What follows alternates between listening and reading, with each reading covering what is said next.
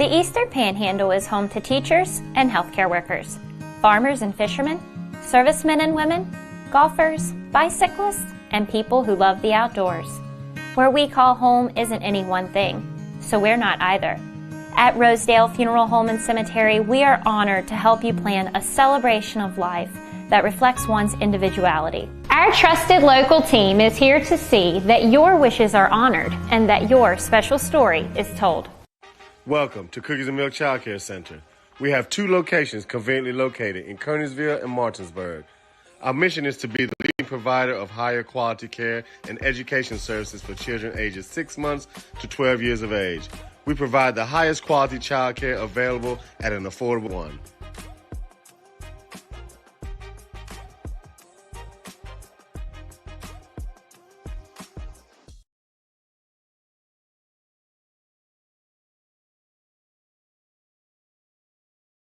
Hey, I'm Jeremiah. And I'm Brayden, and we are Brothers Bin Blasting, your bin blasting all-stars. A unique sanitizing service begins right after your local trash collection.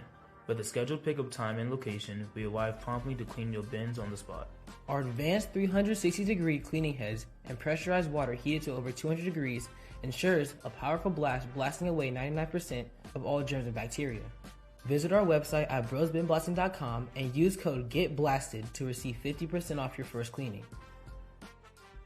Transform your yard with custom fence and deck, where elegance meets function. Serving Martinsburg and surrounding areas for over 30 years, our expertly crafted decks and fences offer both beauty and protection. From classic woodwork to modern vinyl, experience the craftsmanship that truly elevates your space.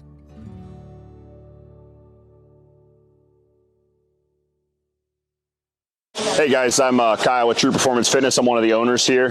True Performance Fitness as a whole, we brought this gym to the area and we wanted to bring every walk of fitness in one building. So that's exactly what we did. We have strongman, powerlifting, bodybuilding, CrossFit. We have razors and other stuff for like kids and the families around. So that's just kind of who we are as a gym, and we're looking forward to seeing you guys. This is Jimmy, General Manager at Ameritech Tire and Auto, here to serve you with all your auto repair and service needs. We are a family-owned business serving our community since 2003. We work on all makes and models from vintage cars and trucks to collectors to today's latest, newest vehicles. So stop in and see us at 2 locations. See you soon.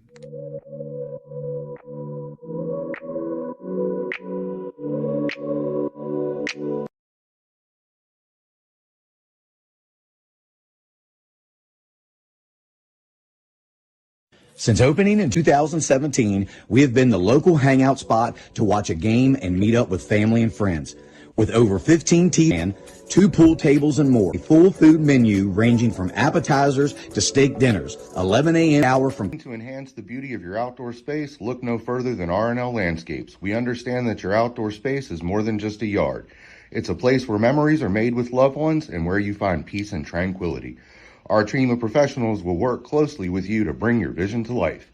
From expert design and installation to meticulous maintenance, we are committed to delivering breathtaking results that will make your neighbors green with envy. With our state-of-the-art equipment, we guarantee exceptional craftsmanship that will withstand the test of time. Contact R&L Landscapes today and let us turn your dreams into reality. I understand that each client is unique and has their own real estate needs. Whether you are buying, selling, renting, or a seasoned investor, I got your back. My name is Cheryl Yates, an award-winning realtor with ERA Liberty Realty. I've known Cheryl Yates for over 30 years now, and I've always found her to be the consummate real estate professional. On a personal level, Cheryl has handled 3 sales for us over the past 15 years or so and has done an excellent job on each and every one of them. She communicates extremely well, and you never have to worry about where you're at in the sales process. What I like about Cheryl is she's dependable, she's on time, she's flexible, and she works hard to get the job done. We had our sales very quickly through Cheryl Yates. Whatever your real estate needs may be, remember me. I'm the key to buying or selling your home.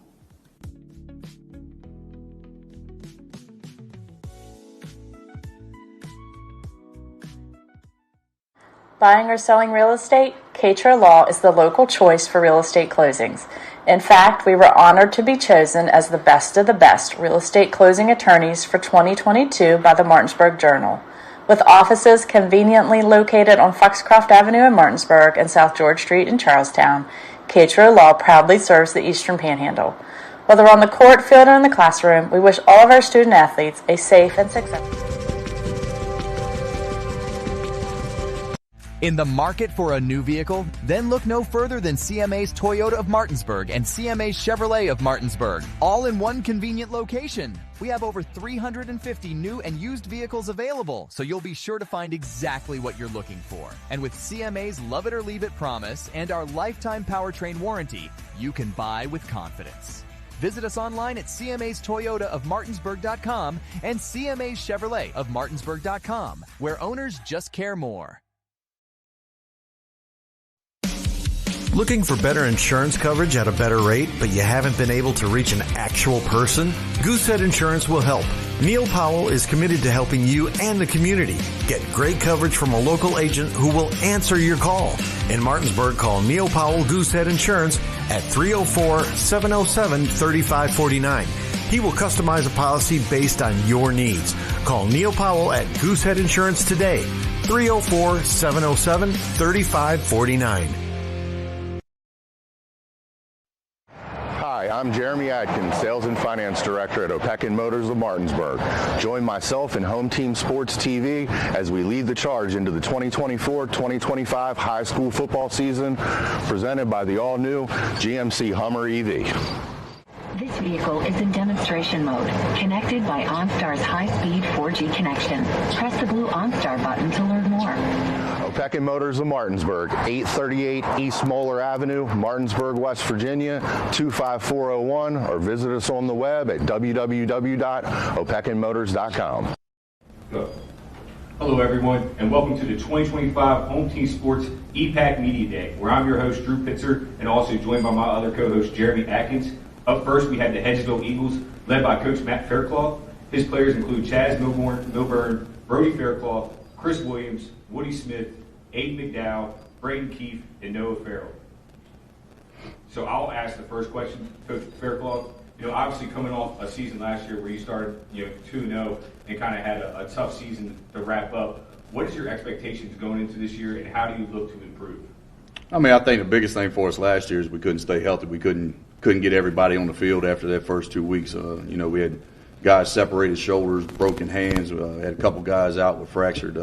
One guy with a fractured foot, one guy out with a fractured shin. So it just started to unravel there. But the good thing about it, and I don't ever want to think anybody, that injuries are a good thing. The one thing it did is we got a lot of young guys on the field. And this year we only have 8 seniors. We got 42 juniors. So, and all those guys got time last year. So I think going into it for this year for us is we got a lot of experience coming back as far as getting them on the field last year, even though it was a little bit of a struggle. Expectations are still where we want to be. We're looking playoffs. Jeremy Atkins, Home Team Sports. Coming out of summer camp, how does this team's identity compare to your team of last year? I think I don't even remember who I was talking to the other day. This group's a little different. And I think it all started last year with the 21 seniors we had. I think they created a bond and a culture here that we wanted to establish. They passed it down to this group because this has been a tight-knit group. All summer long, I think we've averaged right around 90 kids at workouts. I think there was one day that we were in the 70s because a lot of guys were on vacation. This team's identity is they're grinders. They're going to work every day. They stack days. They keep improving every day. Yesterday was a really good team practice we had. Probably one of the best inside run periods that we've ever had in my tenure here. Physical, alignment assignment, they're communicating. Where we are now is probably in the best spot that we've been in my tenure here. My name is Bill Cawley with the Spirit of Jefferson. Matt, looking at the preseason guys, anyone really surprising you? Maybe someone that maybe you didn't expect to do well, all of a sudden he's really looking very good and very promising in practice? There's a couple guys. To be honest, one of them's here with me tonight. Braden Keefe, he came off. He's injury last year, so he didn't get to play last year. And then we didn't know what to expect coming off an injury, especially when you have knee surgery and stuff like that. When you come back off of that, you don't know what to expect yet. Did he lose a step? Does he still have that work or that mindset to go in and grind? When we started in June, he was probably in the 3s area on the depth chart at tight end, and right now he's moved himself to a 1, and that's just one of the kids. Besides him, I think nobody really knows Noah Farrell yet. But he's a very smart young man. He's going to play on our back end as a safety. He runs routes really well. He knows coverages, so he knows where to sit in windows. I won't say a surprise. More or less 4 years of grinding. Now he gets his opportunity. Parker Stone with the Panhandle News Network and with WP Metro News. Coach, this team a year ago was really, you were looking to run the ball a lot more last year, and you were able to do that to an extent. Are you looking to remain that same philosophy of run first and let the pass go to that, or are you going to lean more back to a 50-50 look from years past and spread out? I think we want to run the football. Everybody wants to run the football. You establish the run, it opens up so much more. But at the end of the day, I think we're going to be more 50-50 this year. Giving Chaz the freedom to make, the RPO reads and pull the ball if he chooses to. But I think for us, and Brody said it one night sitting at the dinner table with Levi sitting at the dinner table, he said, don't take this the wrong way, but I think we're going to be a better offensive line without you. And, I think Levi sort of took it the wrong way. But I think now we knew where we were going to run the ball the last 4 years. Now the whole group up front has to work together in order for us to go get those yards. So I think we're going to run the football, and I think those 5 guys up front have really bought into it. We don't have a senior on that offensive line. And we get them all back for 2+ years. So it's going to be a grind session up front. They've worked their tails off all summer, but I'm still going to say we're going to run the football, but more balanced this year. If you expand a little bit on that offensive line, of course, Brody's coming back in the interior of that offensive line, but there's some pieces you're having to replace. Can you talk a little bit more about that? Yeah, Aiden McDowell started for us at tackle last year. He's back. We lost both guards, 2 seniors, Isaiah Newman and Donovan Young. But we had Liam Foote, who actually played a good bit last year for us, especially early on. He played guard for us. And then Michael Markley was a 2 last year for us and got a ton of reps there late. So he's moving into the other guard spot. And then right now it's probably the deepest we've been on the O-line. Right now we're running almost 10 1s and 2s on that O-line, just varsity-wise. And we don't have to really worry about pulling those JV kids up yet. Looking down your schedule, any new teams coming on, non-league teams that are really, there's maybe some tough teams you're bringing in? I think everybody's talking about Nitro, so I guess the super team down south. At the end of the day, we played Hoover from down there. We've been to Wheeling Park. We've traveled everywhere. I think in the 5 years I've been here, I think I've done more traveling across the state of West Virginia than I really intended to. Clay County, all those teams, but we added Nitro. That's game 1. That will be played at Alderson Broadus on that new turf field that never got to be played on. So we're going to play there in a neutral site on Friday the 29th. We picked up Albert Gallatin out of PA. We picked up Parkview, Virginia, and we picked up Dominion out of Virginia. Coach Fairclough, with regards to you mentioning the injuries you had last year and losing 21 seniors to graduation, how deep do you feel your roster is this season? I think this is as deep as we've been because we developed so much young talent last year just because of the injuries. I think last year we looked at it, we played almost 13 guys on that O-line last year, piecing it together. We played, I think, 7 or 8 different receivers because if you remember, we were without Gavin Young game 1 because he hurt that hand in a scrimmage. So then we had another young guy had to step in at wide receiver, and they're all back. Right now we only got two senior that's in our wide receiver group. And I think this is probably the deepest we've been offensively and defensively. Hey, if you guys want to go ahead and come up so we can start asking the players some questions too. So I got 2 questions for you, one while we're waiting for them. How would you describe the overall chemistry, though, in the locker room? What's different from this year compared to last year? I don't think much has changed as far as chemistry. I mean, these guys are around each other. They hang out together. You know, if you were around the fair, you've probably seen 90% of our guys together. We just finished up team camp. We go away for the first week of camp. We go out and we call it the hot box out at 4-H camp in Hedgesville, and we're there. And that's what that's for, is to separate ourselves from the cell phones and the noise around us, and we get out there, and it's all about them building the bonds that they need to have as a team. But as far as where we're at now, I think it's going in a good place. For sure. Before my next question, we'll start down this way and go this way. If you players want to introduce yourselves, so we can have an opportunity to ask you guys some questions. My name is Noah Farrell. I'm a senior at Hedgesville High School. My name is Braden Keefe. I'm a junior at Hedgesville High School. My name is Brody Fairclough. I'm a sophomore at Hedgesville High School. My name is Chaz Milburn. I'm a junior. My name is Aiden McDowell. I'm a junior. My name is Chris Williams, and I'm a junior. My name is Woody Smith, and I'm a senior. Perfect. Thank you, guys. And this one will go to Chaz. So, Chaz, obviously, Coach Fairclough was mentioning your RPO game and how important that's going to be to the success of y'all's program. What else do you think at the quarterback position that you can do to help the team win? Be careful. Be careful with the ball for sure. Always just don't force anything. Right. Always hit the check down. Pretty much making the right decisions. And what do you think that you personally have to do to make sure that the team does improve this year? Take leadership. Sure. This question is for Brody. Your dad mentioned it earlier about your interaction at the dinner table. You've got some big shoes to fill, pun intended. Mentally, how are you going about that? I feel pretty confident in the young guys that we have. I feel like they can take up Levi's role. I think we'll be pretty good. Question back to the quarterback. Last season versus this season, I guess, all season, what did you have to work on specifically?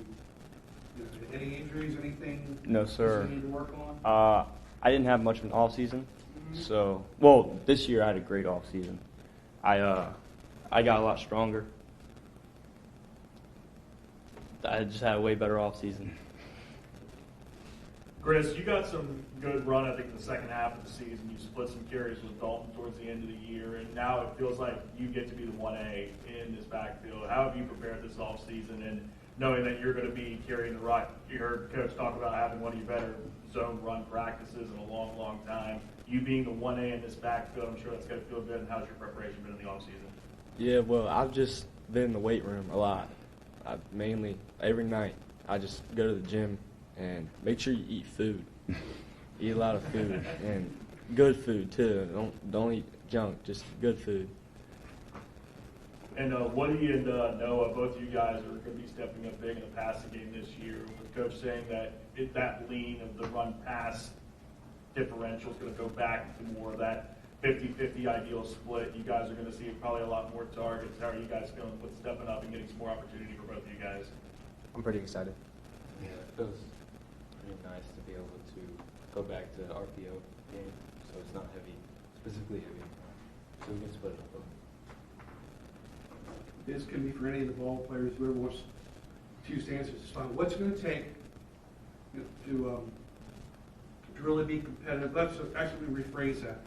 This year, you're going to have 20 teams in 4A. There's no free rides. You're going to have to work to make the playoffs. What's it going to take to get in that field of 16? General statement. We're very hungry. Mm-hmm. We really want to prove ourselves, especially because of last year.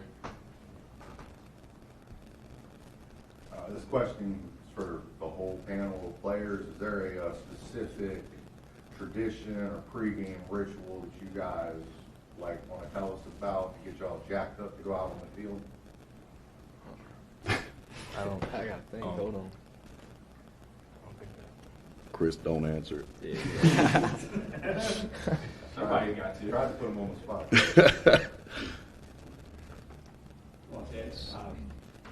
We don't really do much. There's nothing you guys do as a team that you don't go out to B-dubs on Fridays and have wings or anything. There's nothing you guys do. Nah, we're pretty young, so we don't got jobs. No, I understand that. That's a good point. So we only got to about another 3 minutes, fellas. We'll go back down to the panel one more time. Coach Faircloth, again, this one's for you. Obviously, you are trying to build something here at Hedgesville, kind of restore Hedgesville back to the glory days. What's the one thing that you won't settle for, anything that's always going to be a part of your DNA? I was talking to one of the older guys from Hedgesville a couple weeks ago, and I don't think a lot of people understand, since 1928, Hedgesville been an average 2-8 football program. They had some really good runs in the 90s. So when we came back in 2016, 17, 18, and then when, we made it playoffs 2 out of the last 5 years, we've only been in the playoffs 12 times. So, and when you hear people talk about that, that's not what we want to be a part of. We set a standard. We want to be in the playoffs. We want to be in the playoffs consistently. We want to compete. We want to win games. And, there was games last year where it was 14-7 in the fourth quarter. And we just couldn't sustain enough to go get those games. And that's been our key this offseason, is making sure we're in the best shape, biggest, strongest we can get, and making sure that in the fourth quarter we can go finish them. This is for Chaz. What part of your game did you work on the most in the offseason? A lot of footwork, getting faster and stronger. How's that feel to him? It's awesome. It's great. Brady, your coach talked you up pretty soundly of the steps you've taken in the offseason as someone who's really taken a lead and climbed up the depth chart. What went into this offseason? What made the difference for you? Really just coming off my injury, I knew I had to work harder to get that starting spot. So I had to flip a switch whenever I got on the field and have that mentality to go fight for the starting spot. And this will be the last question.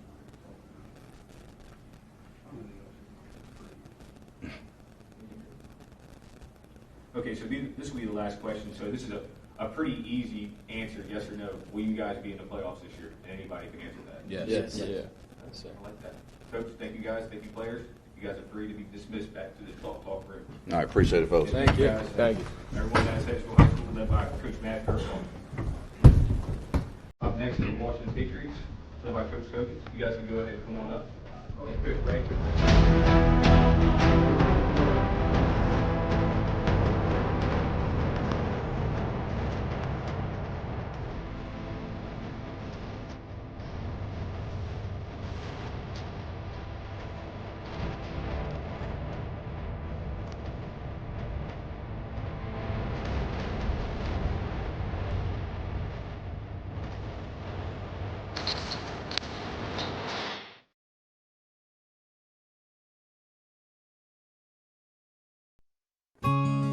The Eastern Panhandle is home to teachers and healthcare workers, farmers and fishermen, servicemen and women, golfers, bicyclists, and people who love the outdoors. Where we call home isn't any one thing, so we're not either. At Rosedale Funeral Home and Cemetery, we are honored to help you plan a celebration of life that reflects one's individuality. Our trusted local team is here to see that your wishes are honored and that your special story is told. Welcome to Cookies and Milk Child Care Center. We have 2 locations conveniently located in Kernersville and Martinsburg. Our mission is to be the leading provider of higher quality care. Questions I've been wondering over the year. You guys had a rough season, but you tend to grow over the season. What can you take away from last year's season that you can bring into this year's season to help you guys move forward in their growth? As many young guys as we played last year. Like I was saying out there, we only got 8 seniors this year. And about 4 or 5 are start for us, and the other couple will get sparing time there. But, we got 42 juniors. Give them 30 seconds. We're heavy in there. So, at the end of the day, I think going from last year to this year is we got a lot of young experience last year. Now that's going to turn into veteran leadership.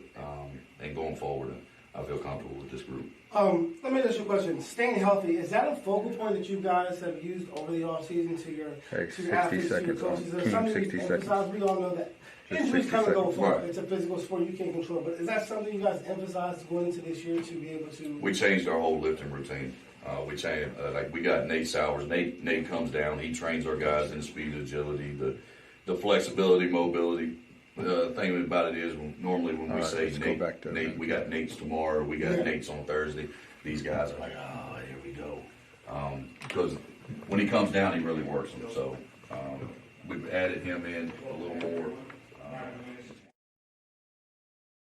Coach, again, after last year making the playoffs, and unfortunately losing in the first round, what is one thing that you're preaching to your team this year to try, take that next step and maybe get into the semis or quarterfinal round? We need to finish. Last year was a couple games during the season that we let teams off the hook and we just didn't finish it. First game of the year against Woodrow, we got into overtime. We had opportunities 2 times in regulation to win the game, and we just didn't do it, and then overtime we lost. Playoff game, we made a few mistakes here and there, but we're still in the game all the way up to the last play of the game. Literally last play. Literally. Okay. Coach, can you describe to us how, over the years, your off-season training regimen has evolved to give your players the best opportunity for success? The introduction to the flex days, and they've given us more numerous flex days and able to use them throughout the year. My first year, we were still under the old system. We would work out all in the spring, and then we would do flex days in June.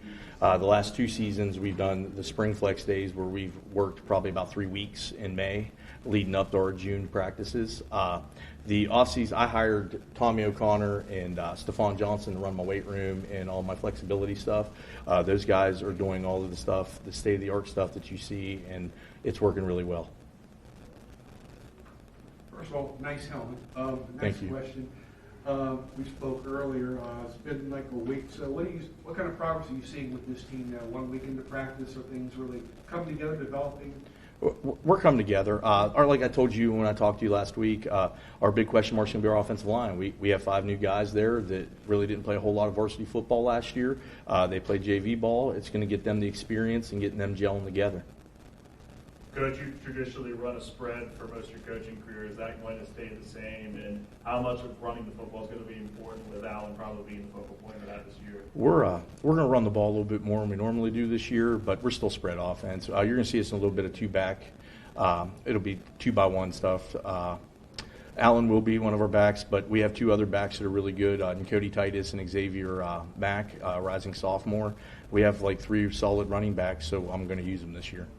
And then quarterback, obviously having to replace Michael. Is Kyle Avey the lead guy for that? Right now, Cal's our man. He progressed really well last year as the season went on. I know our backup got banged up in the middle of the year last year. He came in, stepped in, and did really well, and I thought he's had a really solid summer this year.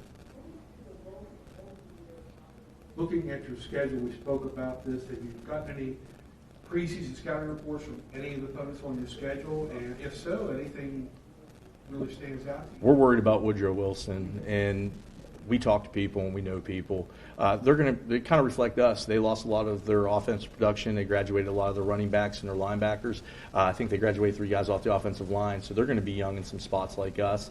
But I'm pretty sure it's going to be a war in a phone booth when we play them. They're a wing T team that loves running the football.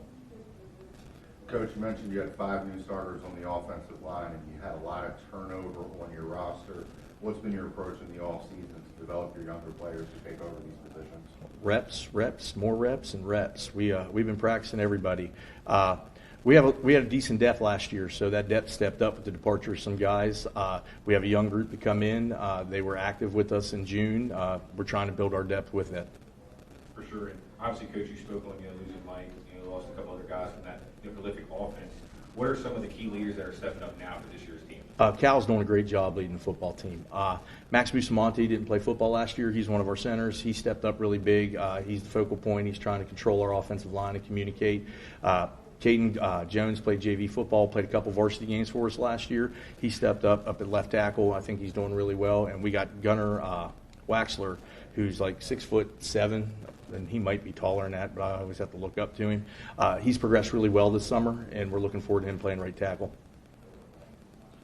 Who has influenced your coaching style the most in your career?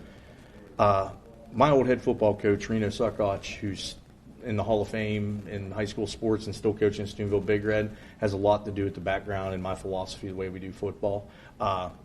He left his imprint on me, and any chance I get to go see him when I go back home, I go see him in Steubenville Big Red.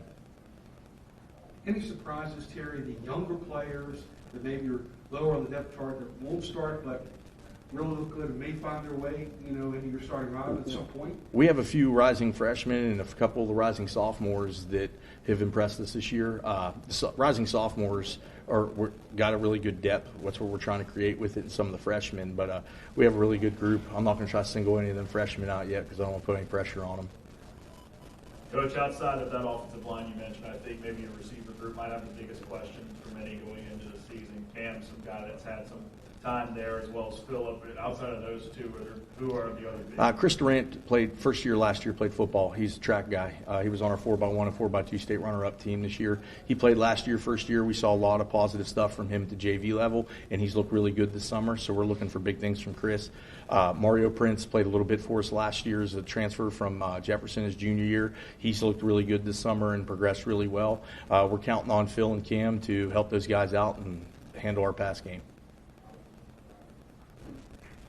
If a fan came up to you today and he asked you, in a nutshell, describe your team, what would you tell them? Gritty.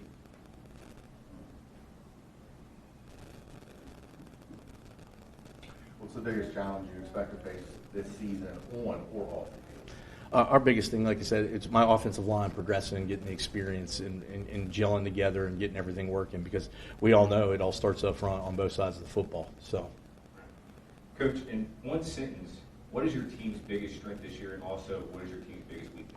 we're together this year. That's our biggest strength. These guys have come together. We had a really decent turnout in the weight room. We had a bunch of dual sport guys, and those guys were pulling double time with us in the weight room and going to their spring sport. Weakness-wise, our biggest weakness would probably be our experience. Which position group has made the most strides for you in the offseason? Our defensive line looks pretty good. Replacing Kojo is a big deal, but we had a transfer come in, Justin Lake, from Dixon, North Carolina, and he's going to step in on that strong side end for us, and he's done really well. We have a rising sophomore, Malik Bratton, and another rising sophomore, Jonathan Corpin. They both have had a really good summer and are working really well and look really good. We're returning Brantley Lawson, who played 3-tech for us last year. He's going to anchor in that line. And Caden Jones looks really good at our nose guard position. And before we go any further, players, if you guys want to go ahead, let's put yourselves up here. And I'll go ahead and introduce those guys. For the Washington Patriots, it's Kyle Agee, Mario Prince, Brantley Lawson, Cameron Togans, Phillip Shields, Chris Duran, and Alan Casey.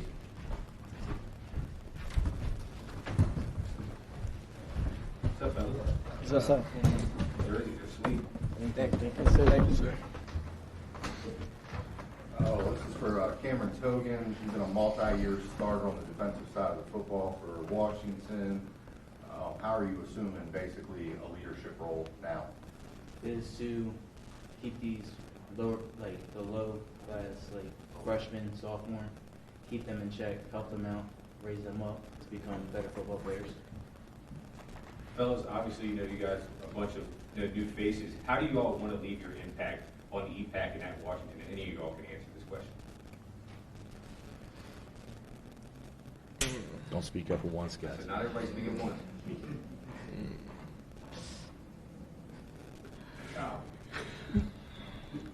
Tell him, Remy. We just want to bring it to them 100% every game. We don't want to lay down for nobody. We want to just bring it to them. And obviously, you're speaking on bringing it to them. So I'm assuming you guys, like the coach said, you're going to run the football more this year. Is that going to be more of your identity, or are you guys still going to be just a threat as well in the passing game? I feel like we can be a threat in the passing game. I feel like it will come down the line in the season, but. Oh, this is going to be for Alan Casey. Which one of your teammates pushes you the hardest in practice? It'd probably be Remy. He always says, when we're in the huddle getting the play, that make this one count, push through, get the touchdown, just stuff like that. What's it going to take to make a deep run in the playoffs from your standpoint? Just everybody work together, line block the way they're supposed to, play just develops how it's supposed to, and everything should work out good. Mario, it sounds like your coach is looking for big things this year, coming in and be a part of this receiving core. What's the steps you plan in the offseason to take that big step in the wide receiver room? Getting a connection with Remy and getting to know the plays and getting used to, being on the starting line.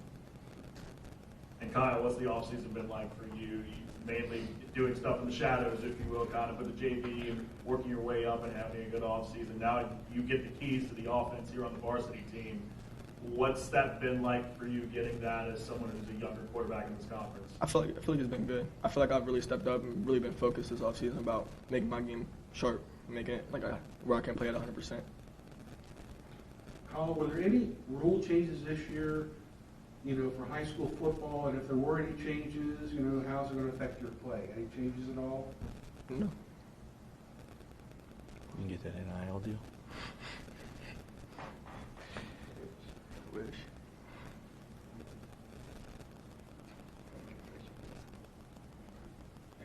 Oh, this is going to be for Brantley Lawson. Can you tell us some things you do to get yourself mentally prepared in your zone before you hit the field? Make sure it's PG. I always have a playlist of music I listen to before before practice, before game. It don't really matter. I listen to it, I get myself mentally prepared. It's a lot of 90s rap. Yeah, it is, honestly. Coach, this one's kind of a hard hitter.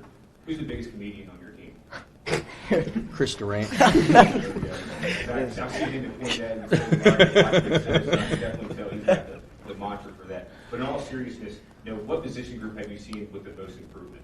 Our defensive line, our wide receiver group in Remy, they've worked all off season. When we hit our May flex days, those guys got together. They started working extra. In June, they were driving me nuts, keeping the gate open so they could go out on the field and keep working each other, trying to get timing down. They were just doing it to me the other day. They were like, Coach, can we go out on the field? I said, soccer's got practice, guys. You can't be out on the field. I can go to the grass, and I think they went to the grass. I mean, these guys have been working their butts off. If we could go right on down the line with everybody and tell me which EPAC game you're looking most forward to this season. Spring Mills. Probably Spring Mills too. I'll probably say Jefferson. I'm ready to play them. Woodrow. Jefferson. Jefferson. Jefferson. The rivalry is strong. This question is for Chris.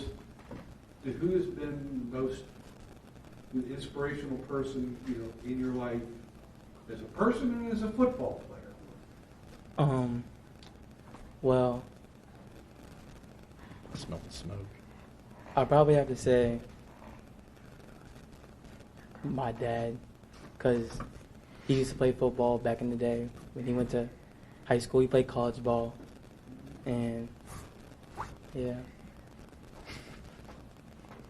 I'll direct this one at everyone in the receiving corps. So you guys are going to be leaned on pretty heavy this year. A lot of pieces that departed from a year ago. Steps you guys have taken. Cam, looks like you're going to be stepping up as more of a receiver this year, as well as being a key defender. Mario, you as well, and on top of that, Phil, I mean, you guys are going to be getting some really high-end opportunities and possibility for a lot of targets going you guys' way. You guys can answer. Yeah, so it's different because we're playing both sides of the ball. So we're going to have more work, and we're going to get effort, 110%, every way, defense and offense. Mario, who's your favorite NFL player and why? Well, my favorite NFL player right now would probably be Pat Surtain, the cornerback for the Broncos. Just the way he plays and how aggressive he is, and the way he plays defense. Oh, this is going to be for Alan Casey. What's the best piece of advice your head coach has given you?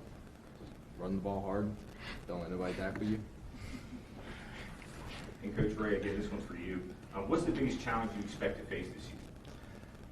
It's our youth, the experience. It's getting these guys the experience, getting them to understand what it's like to play in a meaningful football game. Because, like I said, our offensive line has been JV guys with a little bit of varsity time here and there. But it's getting these guys ready and prepared mentally for the game, for the varsity football games. Thanks, Coach. A couple more questions, guys. Oh, this is for any of you guys. How do you want this year's team to be remembered historically? The best Washington team has ever been. Win the first playoff game. Win the first playoff game, too. That's a big goal of ours. Win the first playoff game. This is a general question. Any of you players can answer this. This will be an interesting one. We will go undefeated if We all stay together. Everybody works together. Work together. Effort. What's more important for you guys this year, getting a hot start or finishing strong? Both. Starting strong.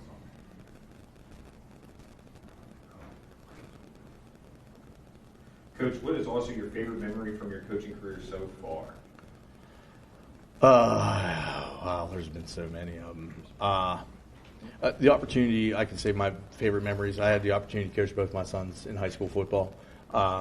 Just being with those guys and actually just getting to experience the stuff that they do.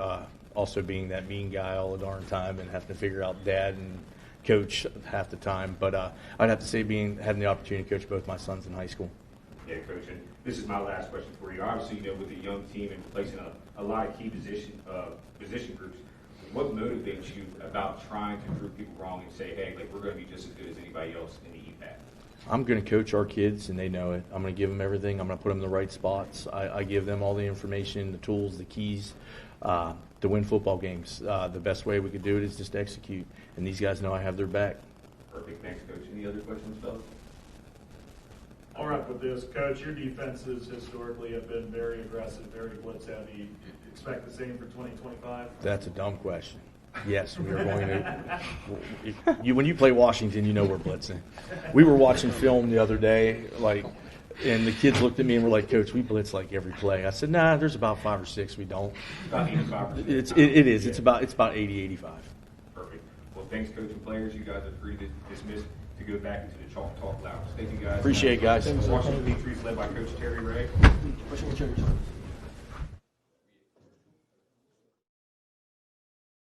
And Martinsburg.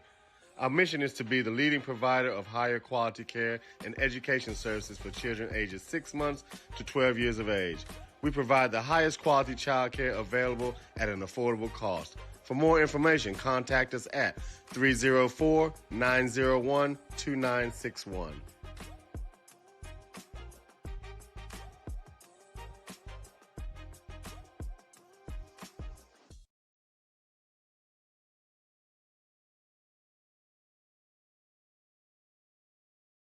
Hey, I'm Jeremiah. And I'm Brayden, and we are Brothers Bin Blasting, your bin blasting all-stars. A unique sanitizing service begins right after your local trash collection. With a scheduled pickup time and location, we arrive promptly to clean your bins on the spot. Our advanced 360-degree cleaning heads and pressurized water heated to over 200 degrees ensures a powerful blast blasting away 99% of all germs and bacteria. Visit our website at brosbinblasting.com and use code GETBLASTED to receive 50% off your first cleaning. Transform your yard with custom fence and deck, where elegance meets function. Serving Martinsburg and surrounding areas for over 30 years, our expertly crafted decks and fences offer both beauty and protection. From classic woodwork to modern vinyl, experience the craftsmanship that truly elevates your space.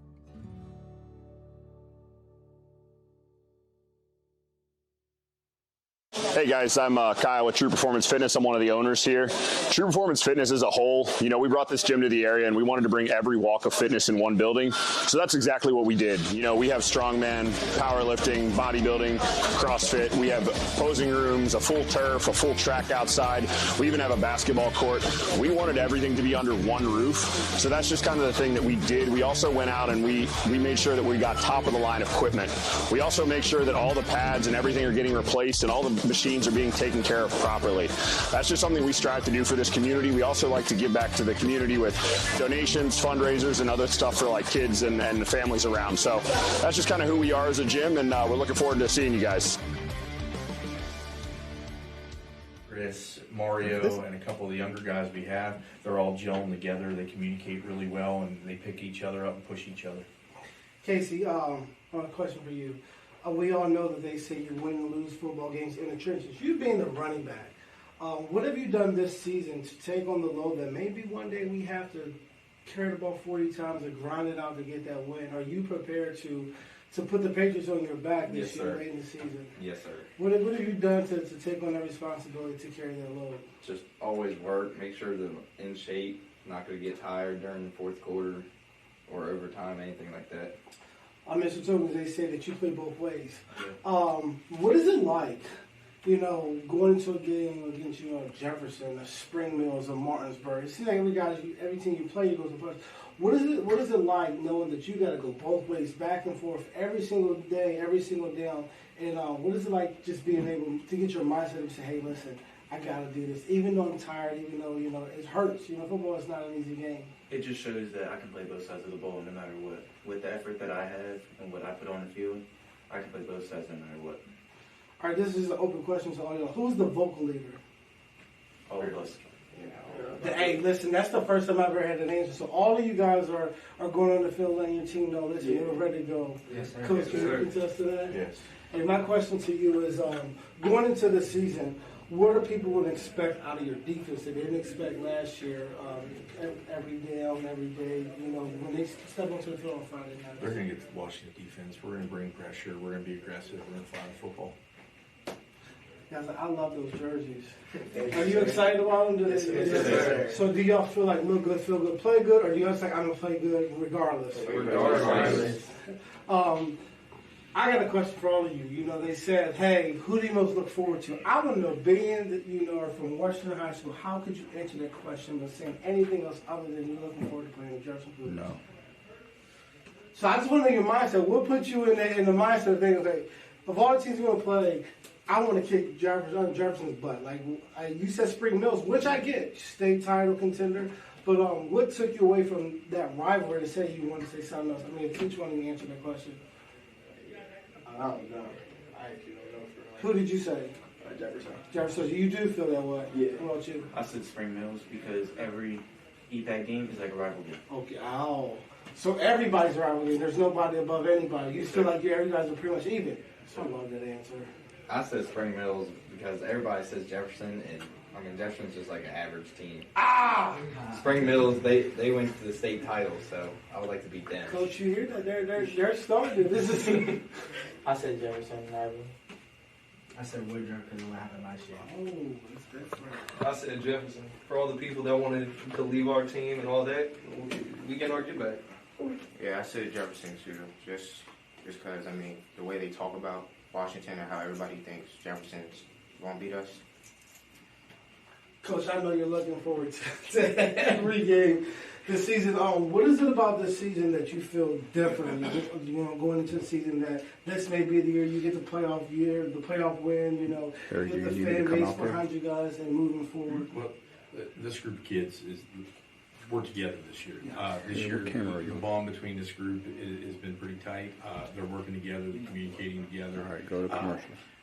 They hear me say it all the time. You guys get them to say all these games. We're only worried about what you're Let me know the camera.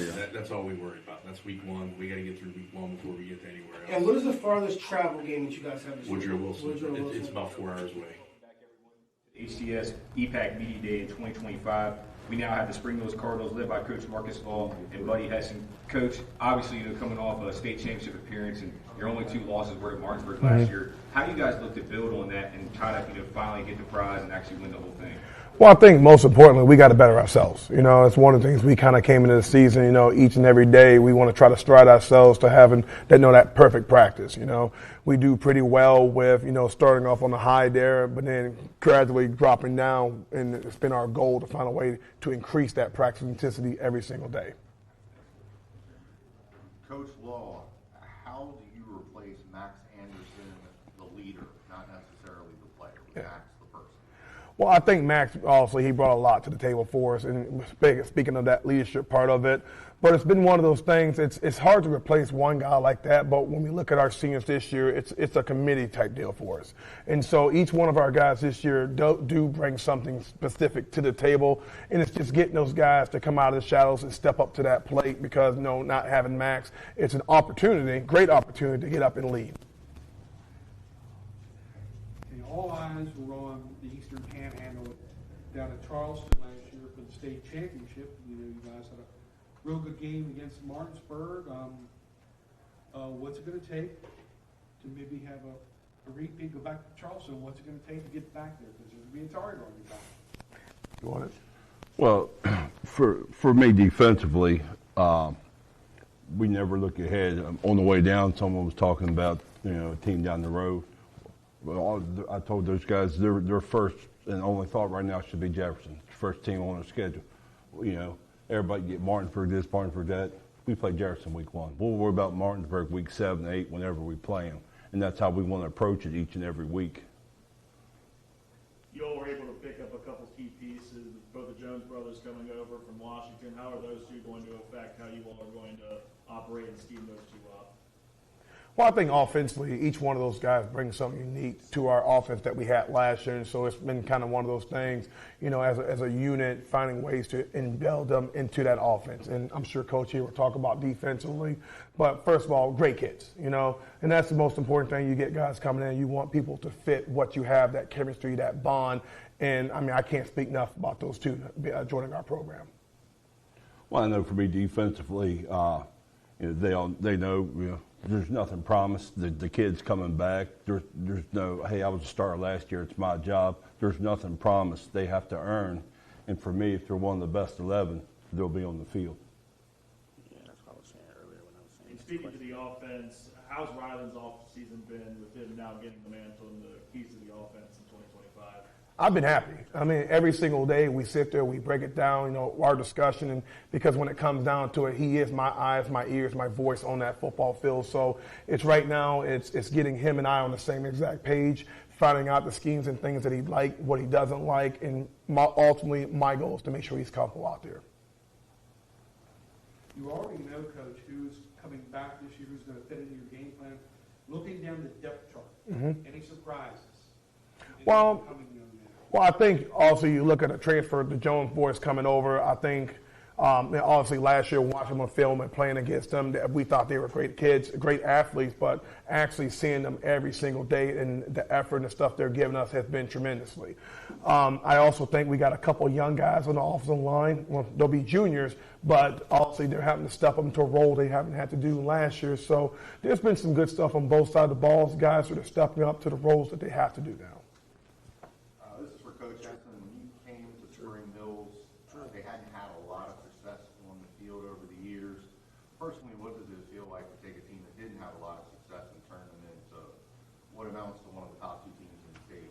Well, I don't think it has a whole lot to do with me. Those kids will have to put in the work. I tell them every day, nothing's going to be given to them. I tell them no one can especially defense, no one's going to outwork us. There's a way we play, and I kind of demand we're going to play fast. If they can't play fast, they won't be able to play defense for me, and we're going to be physical. And everything else will take care of itself. But if you can't do those 2 things for me, you won't play defense. And they've really embraced that. There's times I have to remind them, sometimes a little more frequently than I like. But I think for the most part, they're getting what I want. What I expect out of them without, me having to really explain it to them. And this will be the last question before we bring up the players. And this is kind of for both of you. Obviously, you're more on the offensive side of Coach Ball. You have arguably the best player in the state, Xavier Anderson. How are you going to try to maybe double his touches to make sure he gets as many opportunities to football in his hands as possible? Well, I think this year you'll see that Xavier is going to be more familiar, more understanding the ins and outs of the offense. So it'll be some ways that we're actually able to move around a little bit different. I also don't want to give too many of those things away today, but he'll be moving around different spots for us. For sure. And also, the follow-up on that question, will he still be like an every down player on the defensive side of the ball for you as well, Coach? Well, yeah. He's not coming off the field for me unless he needs a break. He's not coming off the field. The same thing with Ryland, our quarterback. He's, up until the 10th game of the season, he was our leading tackler. Fortunately, had a concussion, so he missed 2 games. How many teams are starting quarterback, starting inside linebacker? Not very often. But he's one of my best 11. He's going to play. Now there may be times, Coach, hey, I need to talk to him. I've got enough kids. I feel comfortable. Okay, he can take a break, until Coach is done going over whatever offense he needs to go to. But then, your butt's right back in. Sure. Thank you, guys.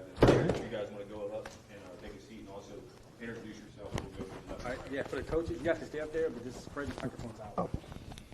Kind of like how you was when you first got up there? Okay.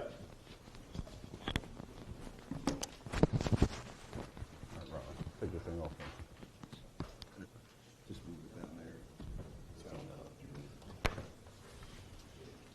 And again, if you guys want to go ahead and introduce yourself, start with the coach. How y'all doing? My name's Hope Bokwe. I'm Abelardo Mesa. 153. Ryland Sports. Xavier Anderson. Tavon Jones. Devin King. Javon Jones. Great. I'll also carry on to the next question. This one will be for you, Hope. Obviously, you know, you're probably one of the most athletic guys in the area. What is going to be your kind of role on this team this year? I'm going to do whatever they need me to do week by week, no matter what the game plan is. If they have me doing something one week, I'm going to do it that week. If they have me doing something the next week, I'm going to do it the next week. So I'm going to do whatever I got to do to win the game. This is for Xavier Anderson, state champion runner-up in football, state champion in basketball, got signed with the Bearcats of Cincinnati. What are you doing to keep yourself motivated? Honestly, it's my teammates. My teammates keep me motivated, and honestly, they help a lot every day. Ron, looking down the non-league part of your schedule, who seems to be the toughest team in assessment on that? I mean, toughest team, I mean, everyone has their strengths and all availability. I mean, I really think any team's capable of doing whatever they want to do, but it's our job to stop them. So I wouldn't say necessarily it's the toughest team. There's definitely people we got to pay more attention to than necessarily the other teams on the schedule. Abel, if there's a question on the Spring Mills team in 2025, I think it might be just the reshuffling of the offensive line, losing Profit, losing Braden at center. You're going to have to step up and be a big leader on the offensive line. How have you guys' offseason been, and how you get ready for camp? Well, there's up-and-coming guys such as Jamarcus, Johnny, Matt. They've been in the game for a while, so I feel like they're ready to step up, do their part. I feel like we should be solid this year. And for Tavon and Javon, you guys' off-season, what all went to you guys' decision to come to Spring Mills and want to go chase a championship? The guys, I mean, they were fighting. They really liked us. So, I mean, I really liked this program. It was really, like, we were really good, and they liked us, you know? I think as far as the intensity that they brought last year when we played them, I feel like I really liked that. And also, when we also came in here, it was just warming. I mean, I get to see Xavier, which, like, I grew up with him, so just as far as that. Tavon, how long was the adjustment period as far as a new school, different offense and defense? How long was the adjustment period? Was it difficult? No, I say that as far as anything, it was easier than Washington. This is for Devin King. Your older brother was an excellent running back and defensive lineman, made to play college football. How do you use that to personally motivate yourself? I use my brother. Well, we've grown up with each other. Honestly, we're brothers. Well, in my opinion, I kind of want to like better myself to be the better player than he is in his high school career. But other than that, he's just really good motivation and working with him. You know, spending a little bit of time working like our hands and stuff for defense because he was a big defensive player. And I'm a big defensive player. Working with each other, getting our hands right, it's really good motivation and helps each other out. And this one's for Xavier. Obviously, you and your brother Max are really close. How important is it to you to get a ring this year so you can say you have one more ring than he does? Oh, yeah, it's so important. I mean, me and him were pretty competitive. Yeah, we got in little arguments and that stuff. So, yeah, this year will be pretty big. For sure. And also, for Coach Hessen, defensively, are you guys going to change up anything, or are you still going to stick with the whole mantra and do what you do best and make sure you get after the quarterback? Yeah, I mean, no, there's a few tweaks, of course, every year. One of the big things is I'm going to be moving him around some so teams can't set protections. Because last year he was more, we had Profit on the other side, so they sort of played size. But don't be surprised if you don't see him lined over top the center, see him dropping the pass coverage, doing some different things with him. And also, you may see Devin putting his hand on the ground, playing some defensive end for us. We're not going to be very, very big, which I'm fine with that, but we're going to be fast. And those two guys can cause some problems. Thank you, Chris. This is for Ryland. How does it feel stepping into the quarterback position after, again, Max played that position for 4 years? How are you handling that? I mean, I handle it just like I would anywhere else. I mean, as everyone knows, the kid's a phenomenal player. He was a leader on and off the field. I just look to, I'm going to continue to trust the process, and like I said last time, I mean, I'm excited to show that the team wasn't just Max. The team has 11 kids that are going to come on the field and to practice every day and bust their butt. But from my standpoint, I'm going to be myself. I'm not going to try and fit into Max's mold because I don't think that's the kind of player I am. And I'm excited to just show us that there was all 11 on the field, and it wasn't one player that got us to state. It was a whole team, and we all worked hard. Question for Devin. Fill in the blank. We will continue to be successful if we are able to stay healthy. I mean, our group this year is pretty senior heavy, and I have faith in all the guys that are on my team, but I think the biggest issue for us, if we aren't able to stay healthy, we could start to go downhill a little bit, but as long as we can keep healthy, we'll be very, very strong this year. I'll direct this for Coach Law and for Ryland. Whenever the season ended last year and that changing of the guard happened and you go from, okay, this is your time, you're going to step up, were there ever times where you all sat together and said, we don't need you to be Max, we want you to be the best Ryland Schwartzer you could be, and what was that like in the off-season preparing for this year? No, for me, it's honestly exactly what you just said. He has to be himself. And it's one of those things, like once he's out there, right now we're using all his preseason to figure out what makes him comfortable on the football field. And so it's one of the things, I'm not going to ask him to do the same thing Max does because he has his own specific mindset. So it's getting the ball out of his hand quick. If it's running a certain situation, it's throwing a deeper ball. We're going to do what makes him feel more comfortable out there. And again, like you said, we want Ron to be Ron. Yeah, I mean, it's really, I mean, they don't push me to be in Max's mold because they know I'm not the kind of player Max is. I was behind him for 3 years, so I learned a lot from him. But I also kept some of my same game that I had before. So, I mean, we sit down and talk, but it really just I'm not gonna be Max, and we'll figure that out. This is going to be for Abel Meza. What's something that you took away from last season that you used to learn from or motivate yourself this offseason? I feel like putting in the work has, I learned a lot from my peers such as Prophet, Austin, Payton, even Austin. They really pushed me to work hard last year because I was a junior, they were a senior. I didn't want to let them down.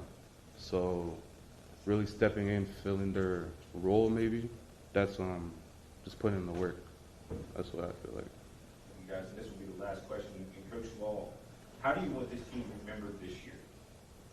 I want them to go out the way they want to. And that was one of the things we kind of talked about it was a couple practices ago.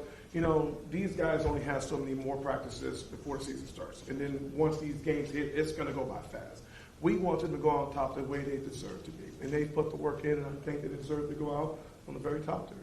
Thank you, guys. And again, that's the Spring Hills Cardinals, led by Coach Marcus Law, also joined by Coach Buddy Hessen. Thank you all. You guys are free to go to the Chalk Talk Lounge. Thank you. Thank you, guys. Thank you. With all your auto repair and service needs. We are a family-owned business serving our community since 2003. We work on all makes and models from vintage cars and trucks to collectors to today's latest, newest vehicles. So stop in and see us at one of our 2 locations. See you soon.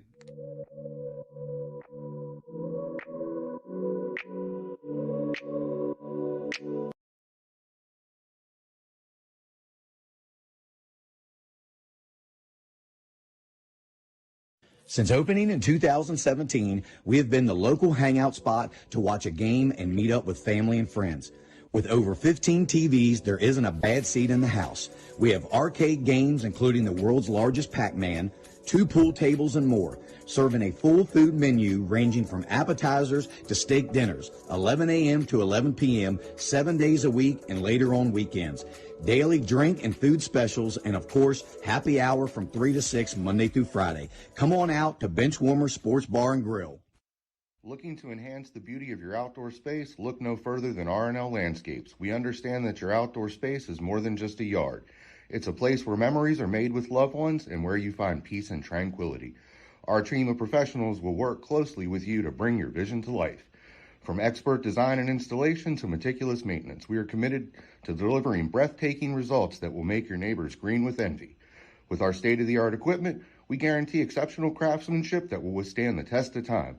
Contact R&L Landscapes today and let us turn your dreams into reality.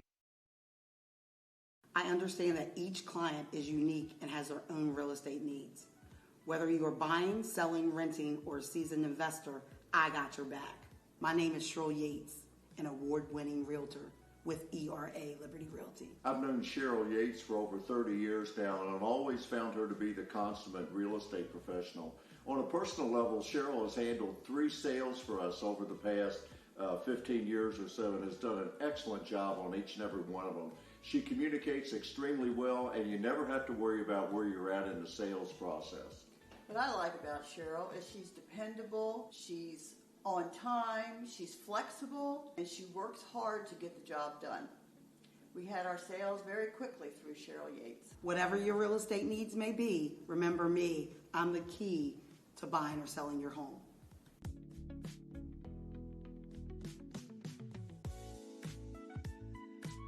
Everyone to the 2025 HTS EPAC Media Day.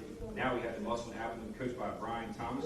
Coach, obviously last year was not a season that you necessarily wanted to have, but what are some things that you learned on from last year that helped you with this year's career? Yeah, you look at the win-loss record, nobody sets out to win one game. That's not your goal. But at the same time, where we look at where we were as a program at that time, we got decimated with transfers last year. The transfer rule really hit us. There were times we were really young. We played a lot of young kids, and our numbers weren't that big. So, it's easy, I think, from an outside perspective to say, like, hey, the season wasn't successful. But I really think that we grew as a team. And I really think when you talk about laying a foundation and building from there, I really think last year kind of springboards us into some things that we're seeing this season. So, I guess when you say win-loss record, not successful, but, the things that we kind of laid as a program and kind of got back to doing some foundational things, I'm really pleased with that. Coach Thomas, Jeremy Atkins, HTS TV. Can you, what are some of the strengths that your team showed you so far in summer camp? I think mental and physical toughness. I think that's something that I've always tried to preach as a coach, and I think that's something that I see out of our kids that we have this year. Just tough kids. Musclemen historically, you even go back to the 80s, the 90s. You go back in just the history of Muscleman football, and it's just hard-nosed, tough. We're never going to give up. And that kind of goes back to the previous question. We won one game last year, but our kids never gave up. Our kids fought every single day. And we're seeing that a little bit this year. We're seeing a lot of toughness, both physically and mentally. Hopefully that'll be a strength for us. Bill Crowley with the Spirit of Jefferson. Coach, any surprises on the team this year as far as depth chart, any young men that are really starting to have a breakout preseason? Yeah, that's a good question. We still kind of have some positions on the offensive line where we're deep at, and we're trying to figure some things out. I wouldn't say necessarily from an offensive line standpoint as far as guys that we didn't expect, but maybe a little bit better than what we expected. Some of these young guys that are kind of stepping up a little bit. We had 2 brothers transfer in from Sharando. Well, not transferring. Their family moved here.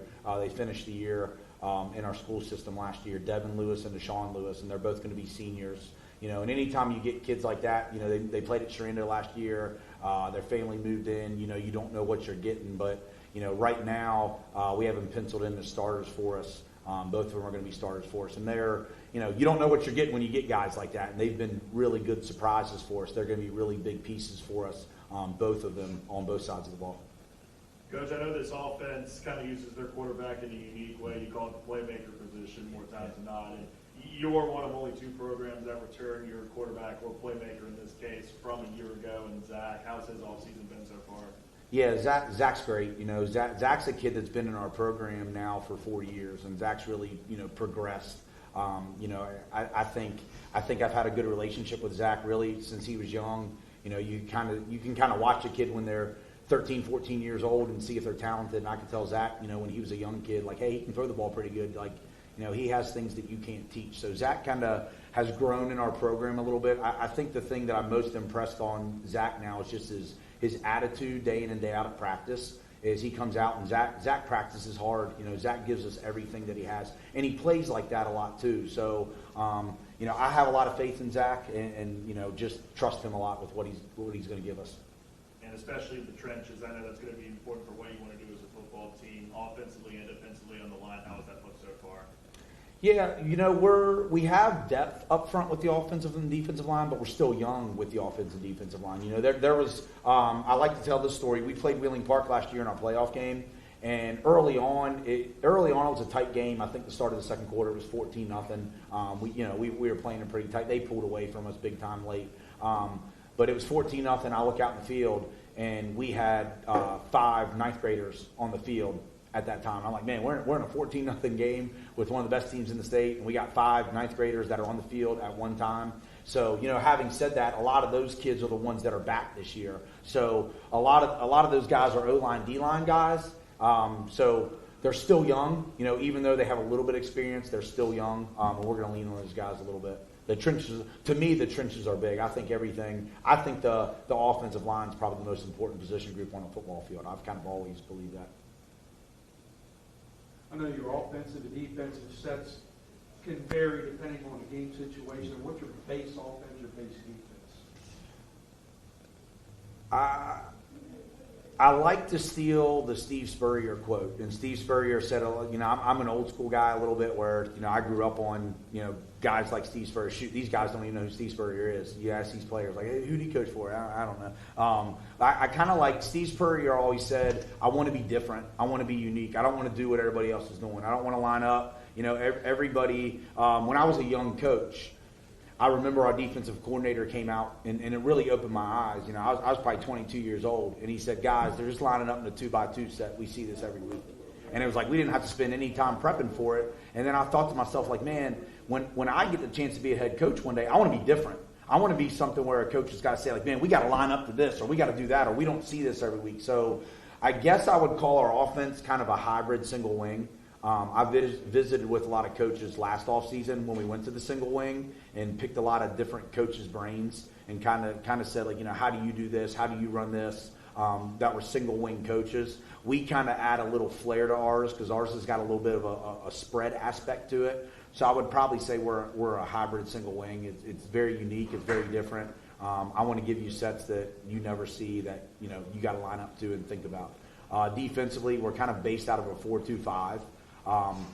Probably our biggest pickup in the offseason, you asked me about players earlier, our defensive coordinator, Wes Smith, he was my defensive coordinator for tons of years when we were really good 5, 6, 7 years ago, and he got a promotion, took a job in Florida, and now he's back as our defensive coordinator, which is a huge addition to our program.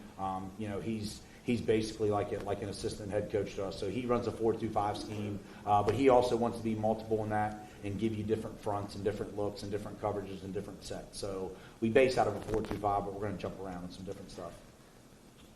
What's the biggest challenge you expect to face this season? I think the biggest challenge in today's coaching is keeping your team together. And I say that just because we live in a world that's so social media driven, and we live in a world where everybody knows football. It's kind of that. I think it's what's that called? That Monday morning quarterback, where you watch those games on Sunday, you're like, oh man, they should have you're sitting on your couch, oh, he should have did this, better than that NFL coach that does this for a living. And I think everybody knows football, and I think it's easy to say sometimes to second guess, we should have done this, we should have done that. So I think your biggest challenge, not just this year, I just think in general in the world that we live in, is you got to keep your locker room connected, because these young men, they can go to school and they can hear oh, well, you guys aren't very good, or oh man, you should be doing this differently, or you should be doing that differently. So I think a lot of that is the belief that the kids have in a coach, or the coach has in their players. And that's something that we try to do at Musselman, is I try to give the kids a little bit of hey, what do you want to run? What do you see? What do you think's open? So I think that's kind of a different answer a little bit, but I think that sometimes that's a tough challenge year in and year out. It's just keeping the locker room together with so much outside noise and so many outside forces. Sure. Before we move on, guys, if you want to go up and take a seat. And Coach, I have two questions for you. Obviously, it's year 2 of the new offensive system for you. What is something that you're trying to see this year in comparison to growth from last year? We've expanded a lot offensively from last year. Like these guys can tell you, and I've asked some of them even in practice. I'm like, man, it's amazing how much more we're able to install. Last year was a lot of base stuff. Last year was a lot of, hey, we got to get this right, we got to get that right. Well, we came in this offseason and we kind of said, like, hey, like, this play, like, this formation, like, this motion. So we're really able to kind of build off of that and add extra stuff onto that. So I'm excited to see that against different. I'm excited to see that this Saturday. How's that stuff going to look against a different opponent? Somebody lining up to it. For sure, and obviously, your running back room. You've already spoke on your linemen. I think this group is obviously one of the most special groups that you have on this team. Can you kind of elaborate on what you expect out of them this year? Yeah, we're. I've coached for a while at Musselman.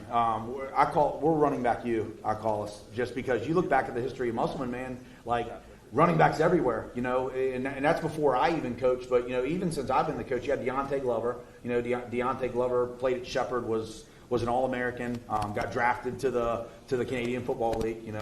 Deontay was really good. Then you had Latrell Ward come in. Latrell Ward was a first-team All-State running back. Then you had Jacob Northcraft come in, who broke every Musselman record ever in the history in the books, which is a lot. And then you have Blake Hartman come in that broke Musselman records and then state records. So I've seen a lot of good running backs in my days. And I can tell you we have 3 really, really, really good ones. I think we have 3 all-state caliber running backs, and I'd put that room. Nate's really good, but then you throw Zach in, and then you throw Colton in. We have, like, it's pick your poison, really. I'm really excited about the running backs that we have, because really all 3 of them, I think at any time can break one.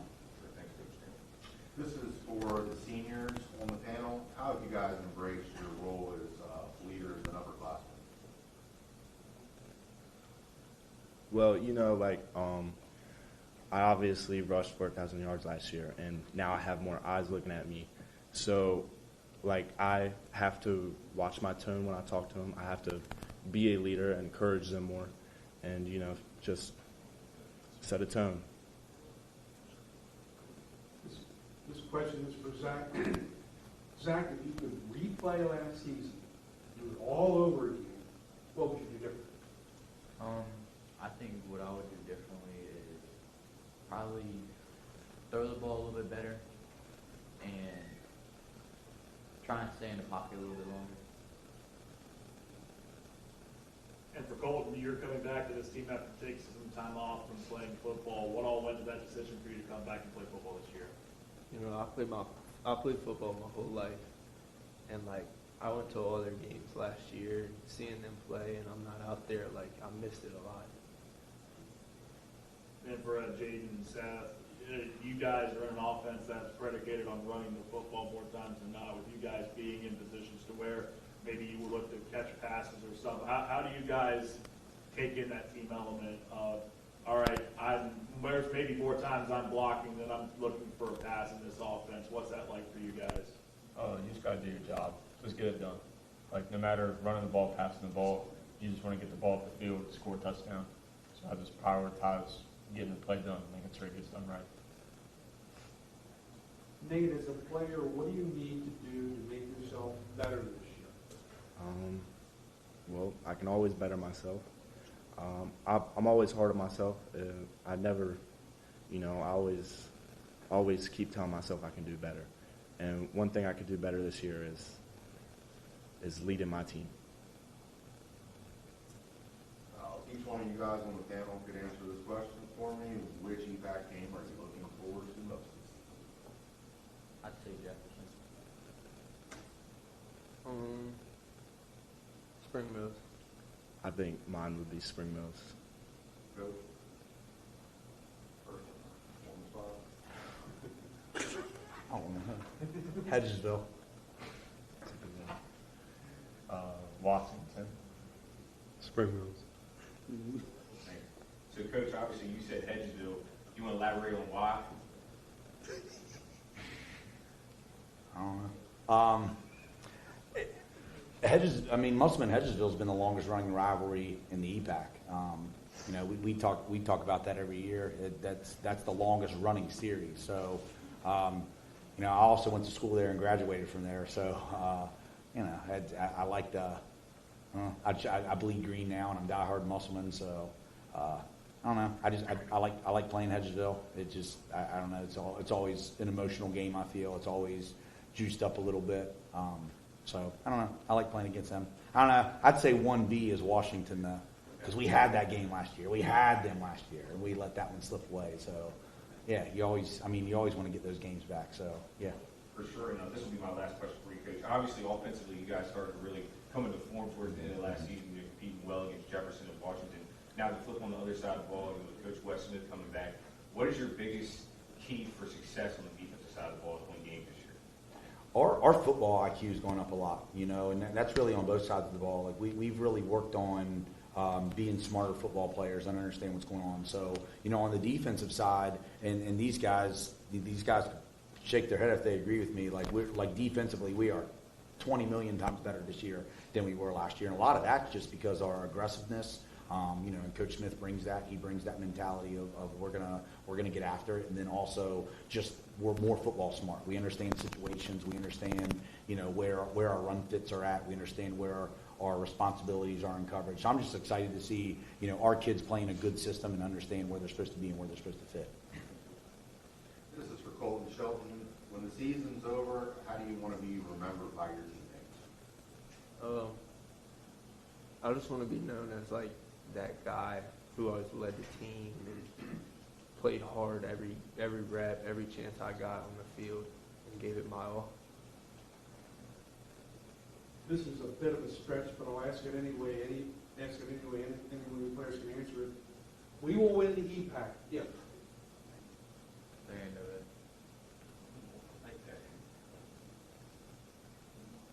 Anything else, guys? I'll ask this. I think you guys get a really good litmus test to start your season going against Morgantown. Coach, that's been a really exciting series the past few years between you all and the Mohegans, and they have a really highly talented quarterback prospect in Max Twittig as well. How are you guys feeling for that opening game of the season going against Morgantown? We end the season with Morgantown. That's our last one. You got your Morgantown University. Yeah, that's right. Yeah. I'll flip it then. University starting this season. But you're right. You know, that would be a good test. They're a good program. I've said it forever. Our EPAC, you know, I've coached long enough that we played in playoff games and we've seen different teams across the state. And I say every year we get into the playoffs and I'll get done a playoff game and think to myself, like, man, our EPAC teams, like this team would have finished 4th or 5th in our EPAC. So our EPAC schedule is as tough as it comes. When you go out of conference and you throw in, you know, Wheeling Park, and now Morgantown University, they're good programs. So university is going to be a good test for us. I know they return a lot. I know they like to chuck the ball around. They got 2 receivers that they really like. We'll know more after we kind of see them scrimmage. But like you said, I think it's a good measuring stick for us and going to see really early on where we're at. And this will be the last question. Okay, Zach, message to the Musselman fans. What would you tell them? Keep coming out, and we're going to prove everyone wrong. And that, again, that is Brian Thomas and his players from the Musselman African. We thank you guys. Now you guys are excused to go to the Chalk Talk Lounge. Thank you guys. Awesome. Yeah, thanks for having us. Appreciate it.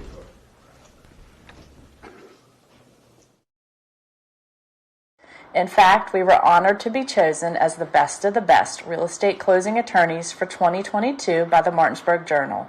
With offices conveniently located on Foxcroft Avenue in Martinsburg and South George Street in Charlestown, Catro Law proudly serves the Eastern Panhandle. Whether on the court, field, or in the classroom, we wish all of our student athletes a safe and successful. In the market for a new vehicle? Then look no further than CMA's Toyota of Martinsburg and CMA's Chevrolet of Martinsburg, all in one convenient location. We have over 350 new and used vehicles available, so you'll be sure to find exactly what you're looking for. And with CMA's Love It or Leave It promise and our lifetime powertrain warranty, you can buy with confidence. Visit us online at CMA's Toyota of Martinsburg.com and CMA's Chevrolet of Martinsburg.com, where owners just care more. Looking for better insurance coverage at a better rate, but you haven't been able to reach an actual person? Goosehead Insurance will help. Neil Powell is committed to helping you and the community get great coverage from a local agent who will answer your call. In Martinsburg, call Neil Powell Goosehead Insurance at 304-707-3549. He will customize a policy based on your needs. Call Neil Powell at Goosehead Insurance today, 304-707-3549. Hi, I'm Jeremy Atkins, Sales and Finance Director at OPEC Motors of Martinsburg. Join myself and Home Team Sports TV as we lead the charge into the 2024-2025 high school football season, presented by the all-new GMC Hummer EV. This vehicle is in demonstration mode, connected by OnStar's high-speed 4G connection. Press the blue OnStar button to learn more. OPEC Motors of Martinsburg, 838 East Moeller Avenue, Martinsburg, West Virginia, 25401, or visit us on the web at www.opecandmotors.com. Enclosures Unlimited is a family-owned and operated glass company that has been serving the Northern Virginia, West Virginia, Maryland, and D.C. areas since 1962. From the first call to the day your glass is installed, we promise fast, knowledgeable, and friendly service. We are always happy to answer all your questions and work with you to design a space that is beautiful and functional. When you choose to work with us, we will treat you as family. We can provide an estimate via email or schedule a free in-home measurement and design consultation. Please contact us to get started on your new shower enclosure or glass project today.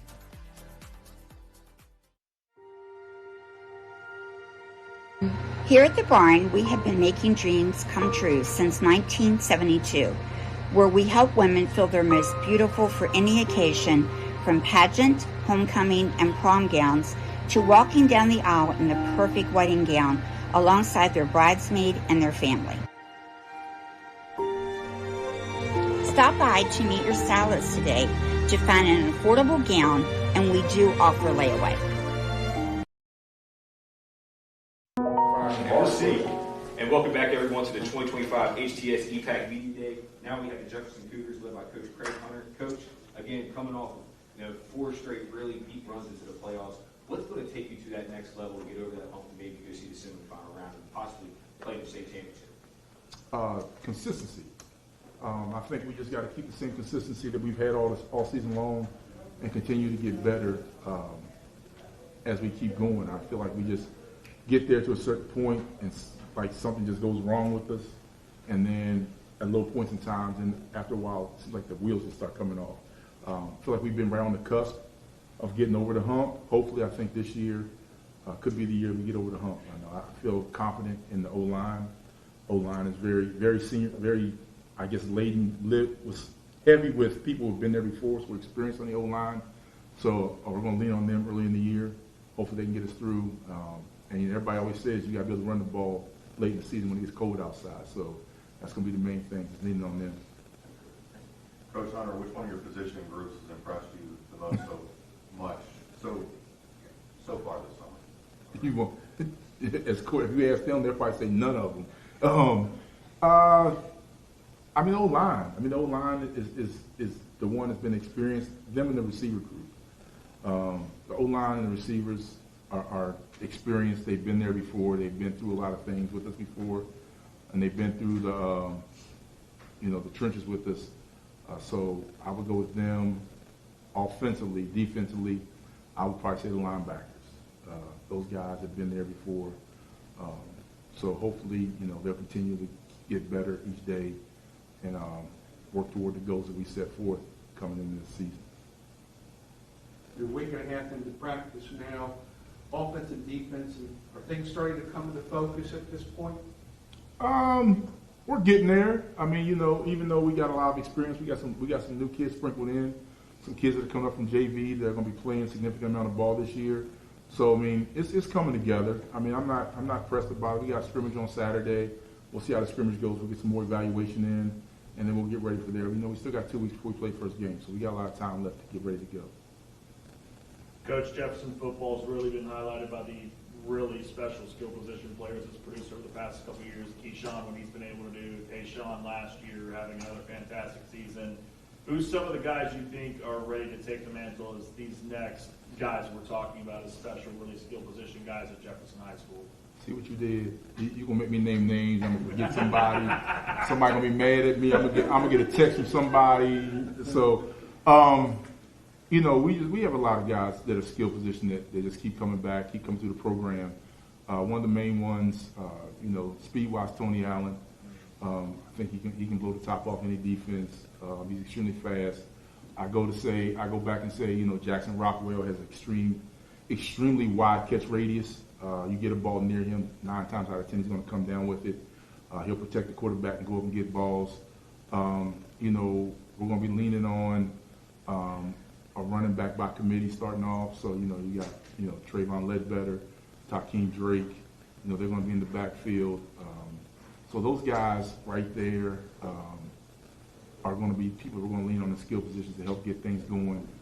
We still have Ricardo Lewis, big body receiver, out on the outside. You know, we got a trucker, mad trucker, and Leland Benner, who will hand the ball off in short yardage sometimes and just, you know, 3 yards in a cloud of dust. So those guys that we're going to lean on in the skill positions to help get things going and score some touchdowns for us.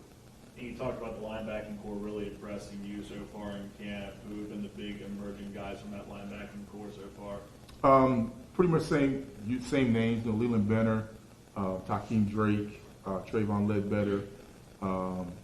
Then you have Andy Roberts, who played a little bit for us last year.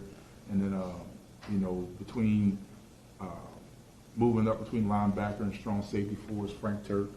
So those guys have been doing a great job getting to the ball, redirecting people, the receivers when they come out the slots and things of that nature. So they've been doing a good job. You're going to come right out of the box to face Spring Mills. Your thoughts, you know, on that game? How are the players reacting to that, knowing that the schedules are set? You got to play the games. You know, I mean, we've been playing Spring Mills for the last couple of years, first game. So I mean, like you said, you play who's on the schedule. We line up, we play the game. You know, we all know that they went to state championship last year. Had a phenomenal season. But, you know, we feel like we're a good team also, so we're just going to line up and play the game. Whatever happens, happens. I mean, the kids are ready. They're ready to play them. I'm pretty sure Spring Mills just in here a little bit ago. I'm pretty sure they're ready to play us. So hopefully it'll just be an exciting game and hopefully a lot closer than what it was last year. Coach, in the last few seasons, you probably had the most electric return special teams units in the state. After losing Keyshawn and Tayshawn, can we expect to see the same on punt and kick returns this year? I'm hoping so. You know, we still have dynamic guys back there that can return the ball. I mean, Tony Allen can return the ball. Jackson Rockwell can return the ball. You still got, you know, younger guys back there that maybe we haven't seen do it yet, but they still have some speed and they're very elusive back there in the backfield, what we've seen in practice. So I'm hoping that, you know, we can still have good special teams to help set up good field position for us. Before I ask my question, players, if you guys want to go ahead and escort yourself up here. And Coach, while they're coming up, obviously, you know, you guys won against Spring Mills in 23. You know, you had a really tough performance last year at 24.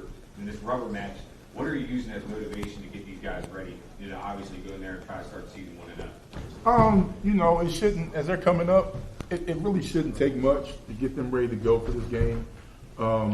We all know last year we went out there and pretty much laid an egg. They'll want some redemption on that. They all know each other, so it's nothing unusual. I mean, they talk to each other through social media all the time, so I'm pretty sure there's already a lot of trash talking going on back and forth between the two teams. We just got to keep all that stuff within the lines and not let it go out. But I don't think there should be anything that these guys need for me to say to motivate them for that game this year. They know that we have a tough schedule coming up, and it starts with Spring Mills, and we got to be ready for Spring Mills. For sure, and obviously this one is for Jackson and Tony. You guys obviously are returning from last year's offense. You know, both of you guys had huge impacts. How are you guys going to, you know, make yourself more known this year? And you know, obviously going to have more, you know, balls thrown your way. Get open. I like that. Just do my job a lot better this year than I did last year. This is for Kip Waldeck. coming off your injury last year, what exactly have you done in the off-season to prepare yourself to pretty much be one of the mainstays of that offensive line? A lot of early recovery, and then, just treating it how I usually treat it. Just go back to work and keep working, get it healthy, which I have, so it's not really going to affect me this season. You're strong as an ox, that's what it is. This question is for Silas. During the off season, what did you work on? He ain't here today. Silas had a family obligation, he couldn't make it. Okay, Kip, same question. The ball. A lot of defense, like working my instinct. I usually am slow with working with my hands, but I've been working a lot of my hands with my trainer. Get offs, all that. So a lot of defensive work. Leland, you and Takeem, it's always difficult when you have to step in for somebody who's made a big impact. These receivers had that a couple years ago with Keyshawn. Now it's on you guys with replacing the production that Tayshawn brought to this team. What has it been like this offseason? You heard your coach say a running back by committee to start. So there are carries up and opportunities for both of you all and other players to get some carries in this offense. What's the offseason work been like for the two of you?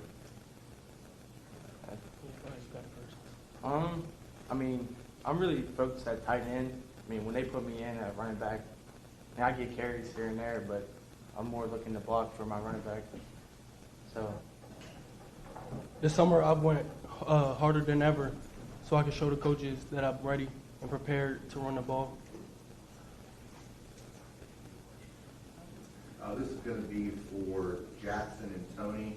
You guys were kind of in the background the last few seasons with playing, but not necessarily getting the bulk of the ball thrown your way. What have you done to prepare yourself to be the focal point of defenses, preparing to stop you guys passing attack this season? Same thing. Get open. Yeah. Same. Just get open. Yeah, do me.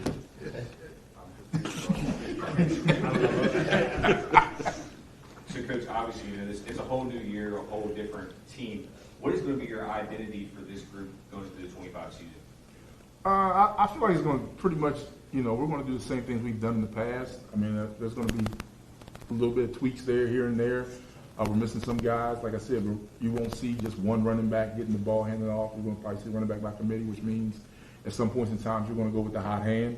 The guy who's seeing the holes better, who's running harder, you go with the hot hand on that. We still have Tony and Jackson out there. As long as the other two receivers, which, right now is Ricardo Lewis and Carson Olerking, as long as those guys are getting better each week, then they can take the pressure off of these two guys, and then they're going to figure out who can you guard.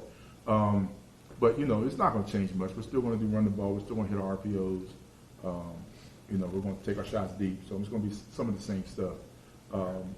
Probably a lot more motion and shifts and things like that to try to get these two guys open.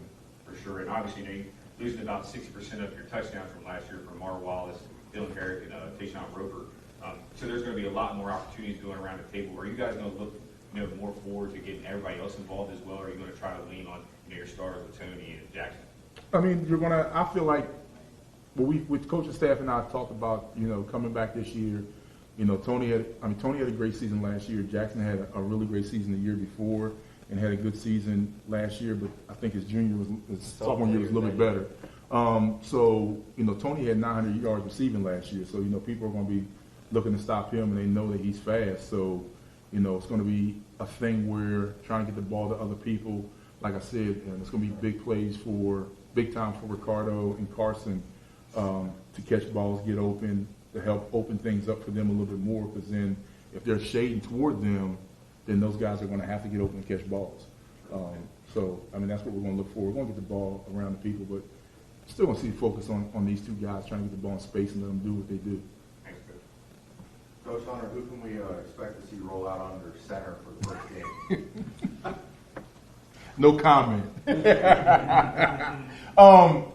I'll say that, there was, coming into the season, we losing Dylan. It's been the first time in my coaching career, in the going on 14 years here at Jefferson, I come in and didn't really have a quarterback that's coming in, that's been in the system, that's ready to go.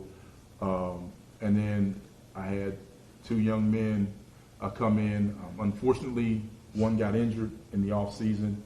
So we were looking forward to a serious quarterback controversy, quarterback competition but one got injured and don't know when he's going to be ready to go. Sometimes looking like in the future, sometime in September.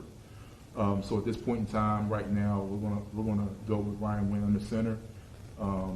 And if we got, as a coach, you always got contingency plans if things go wrong, but that's what we're leaning. We're going with Ryan Wynn right now, and he's going to be the guy right now in the center, and we're going to give him all the confidence and everything he needs to be successful there. General question anyone wants to answer it. Message to the Jefferson fans who would like to answer that. You gonna say we gonna win, and we gonna win a lot. Pop out. Do our thing.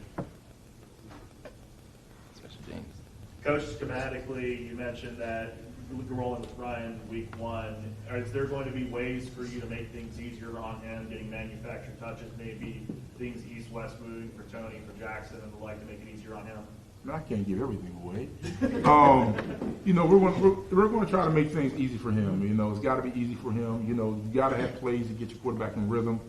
Hopefully, like I said, if we can lean on the running game and the running game gets established, that makes it a lot easier for him.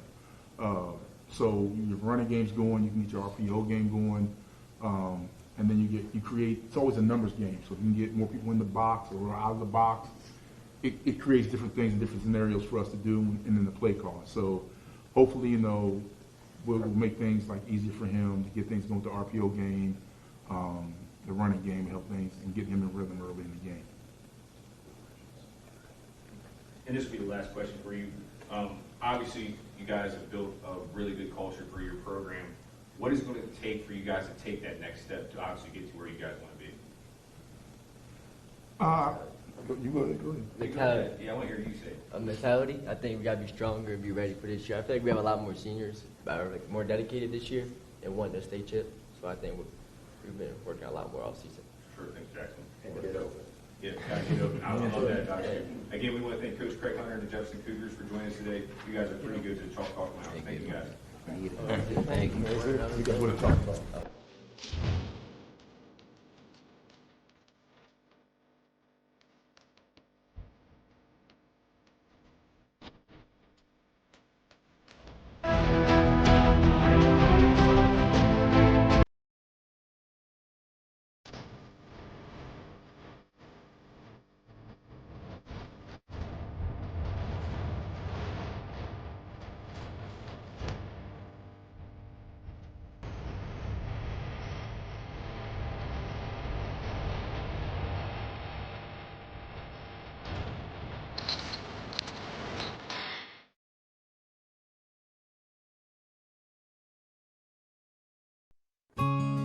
The Eastern Panhandle is home to teachers and healthcare workers, farmers and fishermen, servicemen and women, one thing. So we're not either. At Rosedale Funeral Home and Cemetery, we are honored to help you plan a celebration of life that reflects one's individuality. Our trusted local team is here to see that your wishes are honored and that your special story is told. Welcome to Cookies and Milk Child Care Center. We have 2 locations conveniently located in Kearneysville and Martinsburg. Our mission is to be the leading provider of higher quality care and education services for children ages 6 months to 12 years of age. We provide the highest quality child care available at an affordable cost. For more information, contact us at 304-901-2961.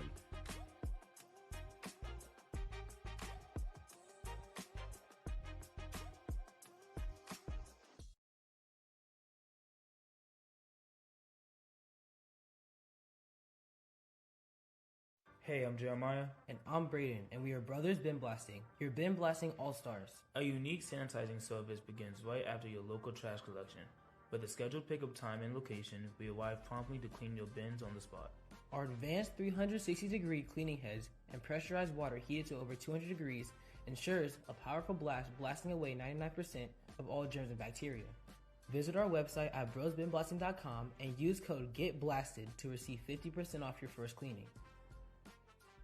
Transform your back, everyone, to the 2025 HTS EPAC Media Day. Last but not least, the Martinsburg Bulldogs, who are led by Coach Dave Walker. And Coach, this question for you is kind of simple.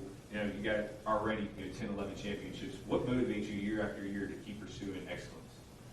I mean, I think there's a high standard, And the thing that the enjoyment I get from it, I like seeing a group of guys come in January, see how they develop, and just trying to keep adding to what they can do. And I think our guys have done a really good job in the off season, continuing to grow and try to get better. And our guys take what they do very serious, and I think that's a direct correlation with the success that we have. So I enjoy just seeing growth, and we don't talk a whole lot about winning or championships. I think it's just kind of an after effect of the work that they put in. Coach Walker, year after year, you always have an underclassman, sometimes even a freshman that first on this team. I mean, we're young. I see young juniors and below, and we've got a lot of really good sophomore and juniors guys. And seniors as well, but not as many as what we normally do. And a lot of our skill guys are actually underclassmen. So, I mean, to be honest with you, there's a bunch of them. Probably too many to me start naming names because I could probably go on for 10 minutes. But I really feel good about the guys that we've got and the future that holds, with the work they put in, what they can do in the future. Looking down your non-league schedule, Coach, toughest team, not the EPAC, but like the other teams coming in, who seems really the toughest? You really got to watch out. Well, I mean, I think, Huntington has got a lot of guys coming back, and I think going down there and playing at their place is going to be a big challenge for us. They've got pretty much their entire defense back. They've got a couple Division I guys back, kid, committed to Clemson. So playing on their field is going to be tough. So probably, on paper, that might be the toughest opponent. But we feel, there's 5, 6, 7 teams on our schedule that can beat us if we don't perform, we don't play well. Coach, receiver production is going to be something you're going to have to look for guys to step up in 2025, losing Kyrie, losing Jay-Sean as well. Boston, someone who's back in this offense in the receiving game. But are we going to see someone like a Ty Rickett step up with more in the receiving game, or who's going to be some more players we're going to see out wide this year? Right now, Boston is our number one receiver, and he's got the most experience, and he's a really good player. We've got several guys. We have 6 or 7 guys, I think, after him that really are very even. Khalil Avila has looked really good in practice. But, like I say, there's a handful of guys that I'm eager to see what they do once the lights come on Friday night and how they react to some live bullets and in game situations. But so far, Ty has been playing, him and Brian have been rotating the quarterback, but Ty Ricketts also is capable of playing some receiver as well. I wanted to mention another receiver. He's not on your roster right now, but someone you've had a very close relationship with, both in high school and college, and that's Gerard Bowie. And with his coming back to Morgantown and playing at WVU, have you all had any communication on that? He mentioned you in a recent presser at WVU, working with you all in college and high school and the like. And how have you looked at his return back home to West Virginia? Me and Gerard have a close relationship. I talk to him a good bit. I'm just proud of where he's at right now. And where he was at 5 years ago compared to where he's at now, there's been a lot of growth in him. And when he first left and we had him at Concord, he really just grew, and I think he's just matured. I think he's had a really good camp, and I'm looking forward to see what he can do this fall at Morgantown. Okay, the level of play in the EPAC really is getting better, and of course, all eyes were on the Eastern Panhandle with last year's state championship. Do you think the way you play and the way the other teams in EPAC play, other teams in Western are feeding off of that, building up all the programs so everyone's really, really competitive? I think the area is growing, and I think that's a result, a lot of it. And I think there's really good football players in this area, and I think the coaching has gotten better. It's kind of like you hear iron sharpens iron, so I think that we all make each other better. And we've been very blessed to be able to have the success we've had the last 20, 25 years or whatever, especially the last 15. But I think it's just, we've been blessed. We've had a lot of great players come through, and you can coach them until you're blue in the face, but if you don't have good players, it's going to be hard to win. Coach, who are some key leaders in the locker room who've embraced the Bulldog culture and tradition? I'll tell you, it's a really good group of guys. I mean, as far as our senior class, Mikey Dillard is a kid that is kind of an unsung hero. He's probably one of our hardest working kids. Terrell Cofield is another one that has really done a good job. Kane Whip. I mean, we got a bunch of guys that really that do a good job. The guys we brought here tonight, you'll meet them in a minute. They're all really good kids, and we get out of them. I think they understand what's expected of them, their behavior, the way they conduct themselves, the way they carry themselves says a lot about who they are and how they handle adversity and how they look forward to the day and try to get better every day. Sure, and Coach, obviously, year in, year out over your tenure, what is something that you do to try to adapt your strategy to fit your team's strengths? Well, I think every year you have to, if you're going to stay in this thing a long time, you have to adapt what you do to your players. I mean, if you got a kid that can throw really well, then you want to throw it. If you got a kid that can, run, then you run it. And there's been different, I know we are blessed. We've had good enough players that our system kind of fits either style, whatever we want to do. But I think you have to adapt to the kids. And every year we're looking for something, an edge to make ourselves better, whether it's things we do in the off season as far as the work, or if schematically we can change some things, X's and O's wise, to try to mold the guys that we have and try to take advantage of the kids I have. But I think as a coach, you just have to be able to adapt and change with the times a little bit and adapt to the players that you have.